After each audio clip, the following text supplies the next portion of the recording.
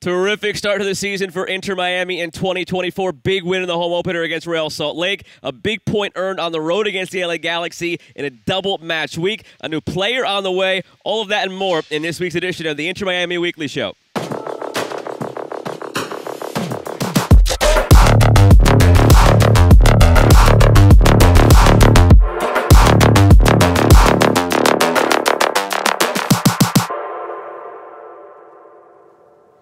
Here at the newly dubbed Chase Stadium, happy to have you along on this week's edition of the InterMiami Weekly Show. Along with Arsenal legend Kieran Gibbs, I'm Joe Malfa. Kieran, it's the opening match week I think a lot of people were hoping for after a very, very long preseason, 24,000 miles traveled around the globe to come in to make the results count with a win and a draw in the opening week. Just your thoughts from the first two matches. Yeah, I mean, look, overall, that's a really strong week. I don't think Tata will be complaining at all, especially after the long preseason, like you said.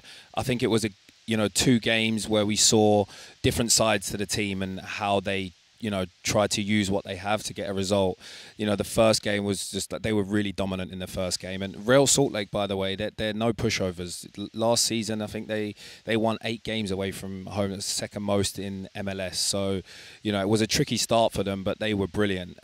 Really dominant. They pressed really well. They were aggressive. They didn't let Real Salt Lake out of their half at all, really. It was a really strong performance, and we saw a combination of the front three. They looked really dangerous, so it was a great start. And then I think in the second game they really had to show character and dig deep to get that result. Obviously it was another moment of magic from Messi, but overall, a performance of Drake as well in goal in that second game in particular. Another great display from him.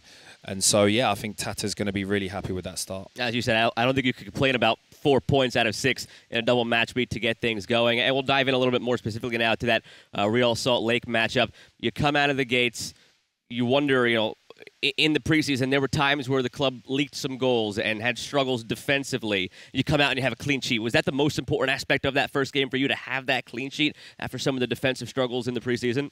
Exactly, and especially after last season, I think that is something that Tata would have wanted to work on 100%. I would have said it would have been one of his main priorities, actually, because he knows that he's got the attacking power to cause damage to teams.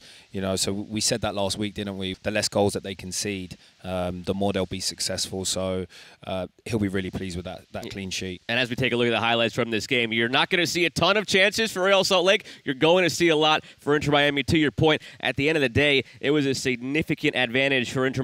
9 shots on target to just the 2 from Real Salt Lake. And, of course, the big unveil of Luis Suarez to the crowd at the beginning really got the crowd into it from the start. Oh, yeah, the stars were out in full force again. And, directly from the beginning, this first pass forward just shows how positive they were on the night.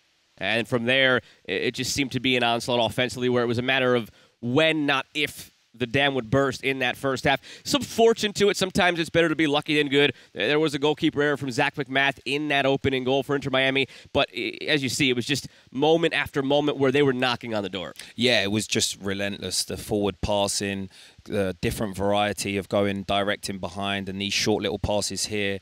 Messi receiving the ball in between the lines, and Robert Taylor breaks the deadlock after showing to continue his form from last season. You can see he's still loving playing with Messi. I love the way he rolls a defender there. Robert Taylor's run down the side, and it's a great finish. And only bested by the second finish of the match, which saw Messi and Suarez combining, and Suarez ultimately laying it off to Diego Gomez, who we'll talk a bit about more in just a moment, but he seals the deal to make it 2. Yeah, we mentioned last week, didn't we, about his influence up the top end of the pitch, and obviously he's had a great start here. I love the way these 3 combine, the movement and the pace and the control, and that finish into the bottom corner is of real high quality. And they weren't done. It almost felt like they should have had more than just a 2-0 on the day. Yeah, you felt like they could have definitely made an even bigger statement. Suarez would have loved a debut goal, but it just wasn't meant to be on the night.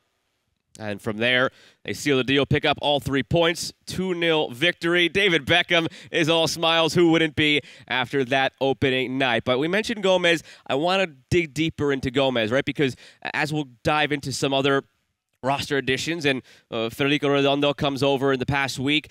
More on that later on. But Gomez is a player who can play multiple spots, but does he have a singular spot? And if he does have a singular spot, where is it? The questions are going to become, is that higher up the field? We alluded to it in the first episode where we saw him lead Paraguay in goals in the pre-Olympic tournament, qualified them for the Olympics, whereas last year he was playing deeper in the midfield, and all of a sudden it's like, oh, maybe he can score goals. And first game, he comes out and he scores a goal.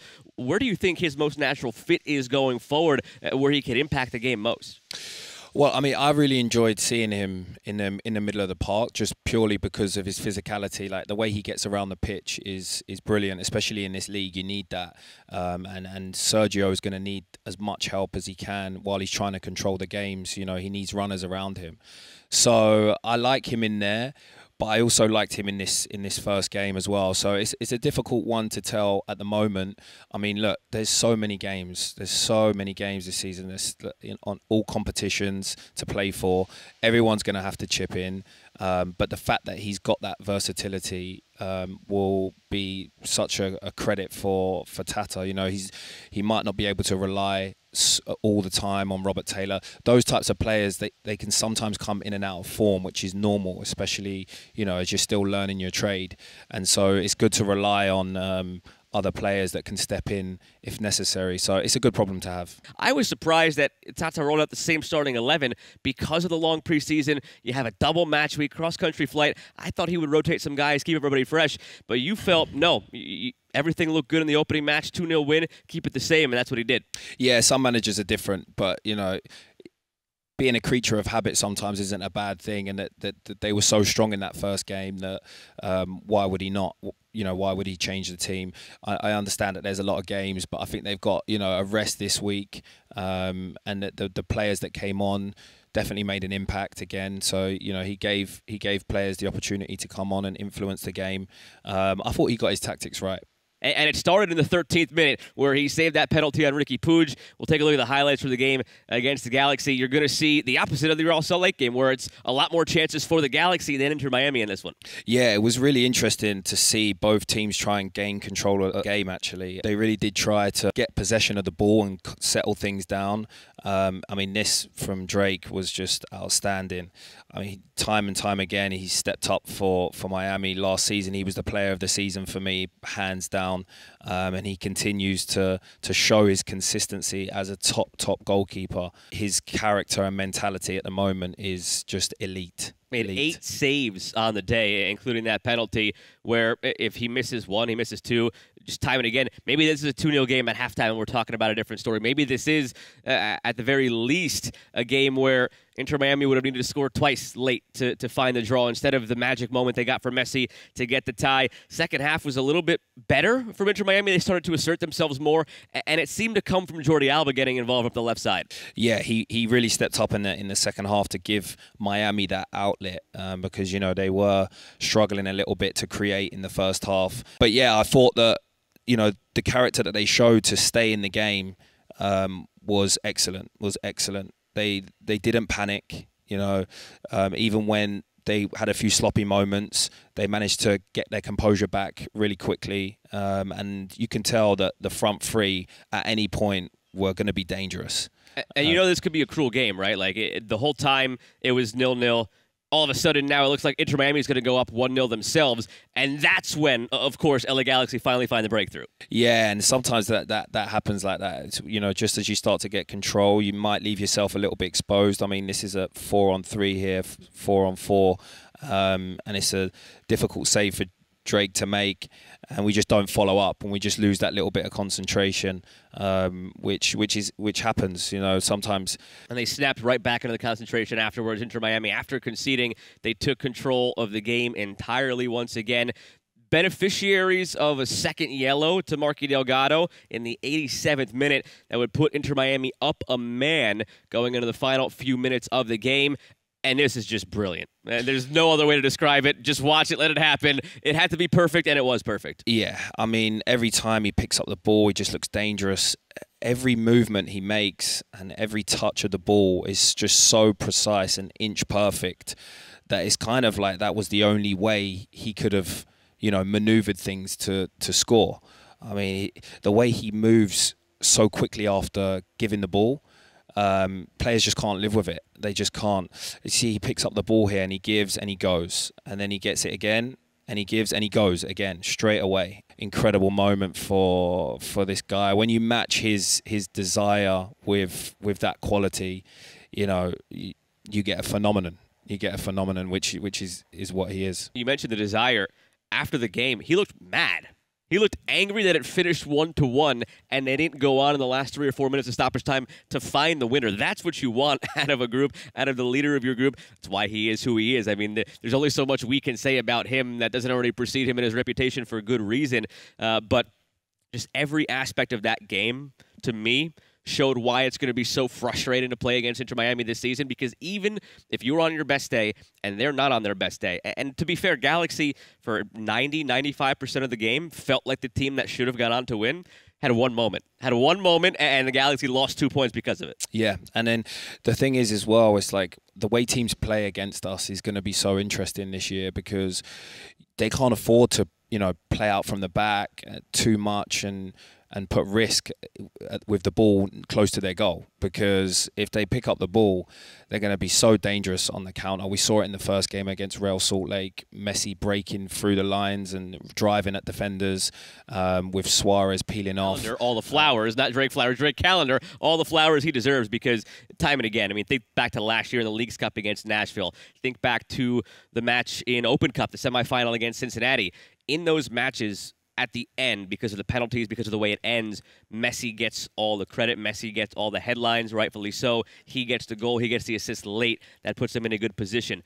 But if not for the saves by Calendar early on in those games, different stories. They're down a goal. They're down 2 goals. Same thing in this game against the Galaxy. He keeps them in so many games that maybe people don't realize, because at the end it's Messi and friends who get it done. But Calendar does so much for this group that goes unnoticed, and maybe it shouldn't. Yeah, I mean, he's the type of player for me that doesn't really care about the accolades and, you know, getting recognition for what he does. He just, you know, he's in a state of flow, so he's just so consistent right now, and he's just in a zone that, you know, he's really confident in his ability as a goalkeeper, and it's a really great place to be in as a player.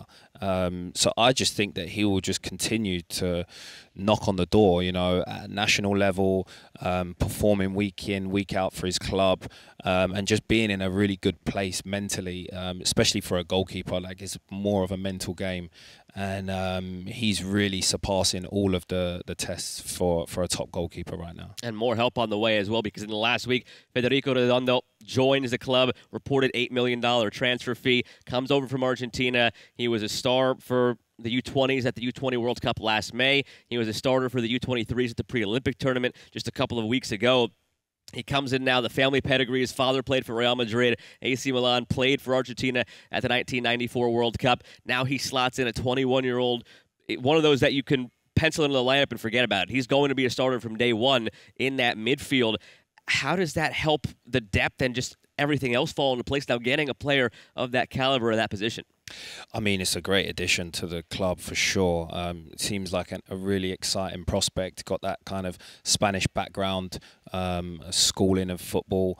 I'm sure he's going to be a really good asset to the club. I think it's going to be really interesting to see what Tata does with the team, because obviously, you know, you've got Gomez and he's been pushing further forward, which means that, you know, that puts question marks over Robert Taylor, who's been outstanding since the arrival of Messi. But again, it's good problems to have, and I think that we're going to need all of the depth, like you said, possible, because once the games start coming thick and fast, there's naturally, unfortunately, there's going to be injuries, suspensions. So I think it's a great addition. And we talked about it in the opening episode, where if everything goes to plan and they make it as far in every competition as they can, they could play upwards of 60 matches this season. So you're going to need to rotate through coming up. I mean, just in a couple of weeks, you're going to go Orlando, midweek action, Champions Cup, weekend action, Champions Cup, weekend action. It's going to start really getting into a rhythm now where, to your point, maybe one match, it's Gomez in the middle next to Busquets, and the next game, Gomez goes further up, and Redondo slots in, and Taylor goes to the bench. These are all terrific problems to have, and it's a testament to why this group is expected to go on and do all it's supposed to do this year. Exactly, and I think probably the other big thing is that there's so many international tournaments as well this year, so players are going to have to go and play for their national teams, and that's when, the squad might look a little bit more bare. So that's probably why they need to really stock up before the business end of the season starts to come.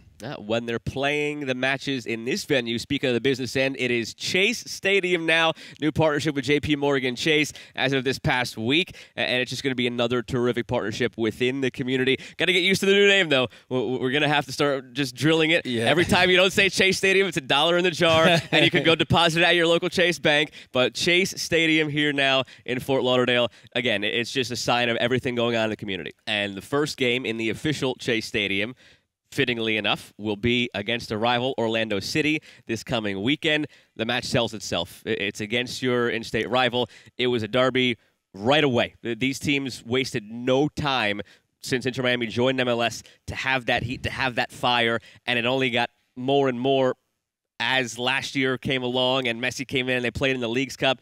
It's exactly what you want to see. We get it right out of the gates here in the third match of the season. Yeah, I mean, it's one of my favorite games of the season this season. I love the derby games, as you know.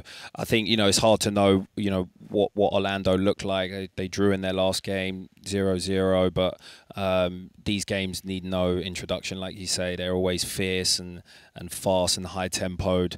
The crowd get really excited about this one, so I'm really excited to see this game this weekend. And they finished 0-0 against Montreal in the opening match, and one advantage for InterMiami where it might seem like, hey, they're coming cross-country on one fewer day rest because Orlando played Saturday and InterMiami played Sunday. Not the case. Orlando actually has a midweek game in Champions Cup that they just played, and going forward, that's going to shift the balance where it actually is for once going to be InterMiami with the extra rest in this case against Orlando. Oh, yeah. And these things, you complain a lot when it's your team that doesn't get the rest. Right. And then you kind of just like keep quiet when it's the other team. So, but yeah, definitely, an advantage for Miami with the extra rest, especially after the two games, and traveling over to the West Coast. So, yeah, I mean, I think it's a Miami win for me. 2-0 victory against Real Salt Lake to open things up. You go ahead and you steal a point against the LA Galaxy on the road. Could not have really asked for a better week to begin the season for InterMiami, and you hope to keep it going now against Orlando City this weekend. Thank you again for tuning into the InterMiami Weekly Show on YouTube. Make sure you like and subscribe so you can get it every week when it comes out.